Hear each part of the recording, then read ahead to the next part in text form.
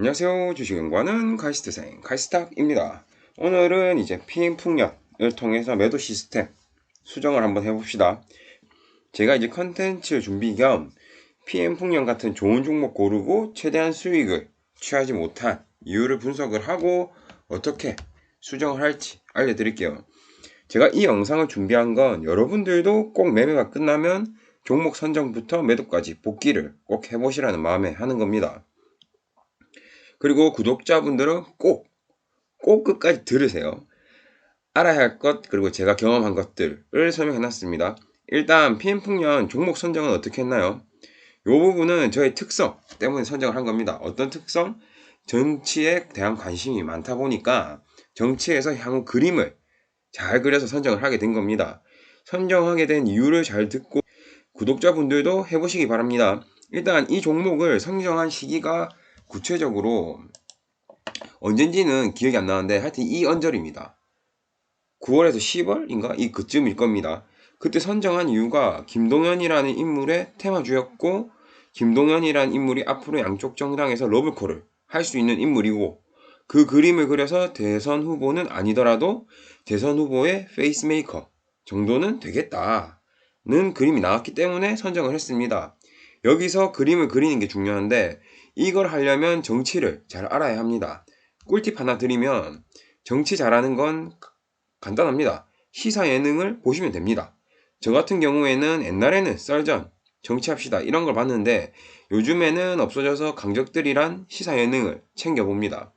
요건 아셔야 할 게 강적들 프로그램은 이제 TV조선에서 하는데 좀 오른쪽 성향을 띠긴 하는데 저는 팩트만 가려서 들어서 딱히 프로그램의 성향이 중요하진 않습니다. 그래서 정리를 해주는 프로그램 아무거나 듣습니다. 뉴스도 점심때, 저녁때 학교 식당에서 틀어줘서 보고 100분 토론 같은 것도 한 번씩 봅니다. 여튼 시사 예능을 꾸준히 보면 대충 정치인이 누가 있고 누가 각을 보고 있고 그 사람의 성향이 어떻게 되는지 이런 걸 알 수가 있습니다. 그걸 기반으로 그림을 싹 그리면 됩니다. 요건 팁이었고 여튼 기본 지식이 있어서 PM풍년이 김동연 테마라는 걸 알게 됐고 김동연이 페이스메이커로 부상하겠네 라는 그림을 그릴 수 있었습니다. 페이스메이커가 오를까 하죠. 요건 구조상 어쩔 수 없이 오릅니다. 어떤 구조냐? 잘 들어보세요. 요것도 팁인데 여러분 식당 가서 에피타이저가 너무 맛있습니다. 그럼 메인 음식에 대한 기대감은 어떻게 되나요? 당연히 에피타이저 먹고 나서 와 메인 음식은 얼마나 맛있을까? 이 생각하죠. 자, 그럼 음식점 주인 입장에서 에피타이저를 맛있게 해놓고 메인 음식을 더 맛있게 하면 당연히 손님들이 진짜 맛있는 집이라고 생각을 하겠죠? 이거랑 똑같습니다. 페이스메이커의 가치를 올려놔야지 메인 대선 후보가 경선이든 통합이든 했을 때 더욱더 가치가 부각이 되는 그런 구조입니다. 당연한 구조입니다. 이 구조는. 꿀팁 하나 더 드리면 대선 후보자들은 전 국민이 다 압니다. 그럼 그 테마주는 이미 상당히 올라가 있습니다. 당연하겠죠. 근데 페이스메이커는 안 그렇습니다. 뒤늦게 나올 때가 많죠. 그래서 꿀팁 드리면 저는 페이스메이커를 찾아서 그 테마주를 투자합니다. 저번 대선 때는 이제 안희정 관련주인 대주산업으로 거의 300% 수익을 올렸습니다. 그때 선택한 이유도 똑같습니다. 안희정이 페이스메이커로 딱 좋은 대상이었고 문재인한테는 안 되는 인물이기 때문이었죠. 여튼 이건 팁이고 다시 돌아와서 종목 선정 이유 페이스메이커로 김동연의 관련주 이거입니다. 그리고 그 뒤로 2번, 2번인가 3번인가 나눠서 분할 매수를 했습니다. 여기까지 거의 완벽하죠. 그리고 그 뒤에 상승이 나오기 시작했습니다. 이쪽에 보시면 자 이제 드디어 매도를 했던 이유를 살펴봅시다. 두 번에 나눠서 매도를 했는데 첫 번째 이유가 제 목표가에 도착했기 때문입니다. 제 진입과 동시에 목표가는 6433이었습니다. 그래서 6433 돌파할 때 1차 매도 진행했고 두 번째 매도는 이탈하면 안 될 지지선, 저항선을 이탈해서 나머지 익절을 했습니다. 그래서 최종적으로 플러스 50% 수익을 만들었죠. 정리를 하면 1차 매도는 목표가 도달, 절반 매도, 2차 매도는 이탈하면 안 될 지지선 이탈, 전량 매도 이렇게 됩니다. 지난번에 설명드린 제 매도 시스템 그대로 진행을 한 겁니다. 근데 저번 주에 PM 풍년이 제 매도가 기준으로 30% 정도 더 올라갔죠?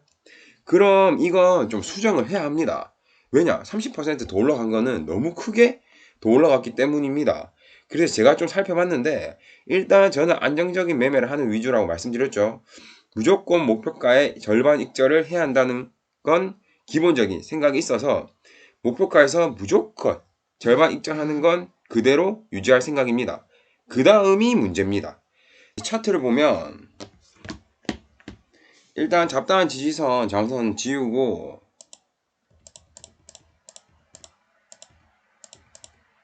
안돼.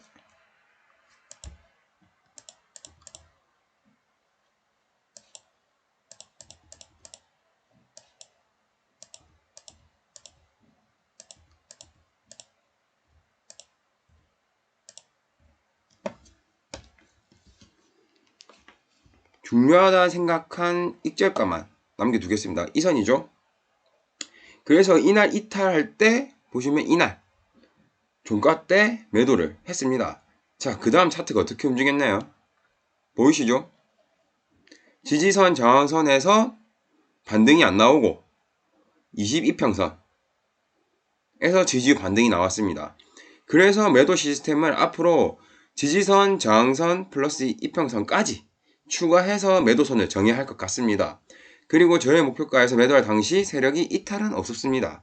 그래서 또 추가해야 할 부분이 목표가에서 절반 익절한 물량을 정한 매도선 근처에서 재매수 후 이탈하면 전량 익절, 이탈하지 않고 올라가면 쭉 들고 가기를 추가해야 할 것 같습니다.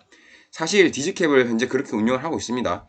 여기까지 정리를 하면 원래 매도 시스템은 첫 번째가 목표가는 무조건 절반 익절, 두 번째 종가 기준 저항선 지지선 중 중요하면서 가장 위에 있는 걸 매도선으로 잡는다.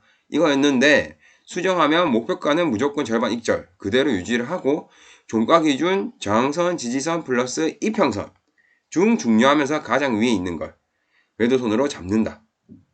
그리고 세 번째가 목표가에서 익절한 금액은 정한 매도선 근처에서 재진입, 이탈을 하게 되면 전량 익절, 올라가면 다시 매도 시스템 동작. 요렇게 수정하면 되겠네요. 여러분들도 이런 식으로 계속해서 자기 매도 방법을 수정하면 됩니다. 어떤 느낌인지 아시겠죠? 자, 이 시간쯤이면 구독자분들만 듣고 있겠죠? 제가 진짜 꿀팁 드릴게요. 이건 어디 가서 다른 사람들한테 말하면 안 됩니다. 왜냐하면 많은 사람들이 알게 되면 이 방법이 의미가 없기 때문이죠. 뭐냐 하면 이평선을 선택하는 방법입니다. 보면 다양한 이평선이 있죠. 20, 30, 40, 60, 120 어떤 이평선이 중요한지 선택하는 기준이 여러분들은 없을 겁니다. 그 기준을 말씀드릴게요.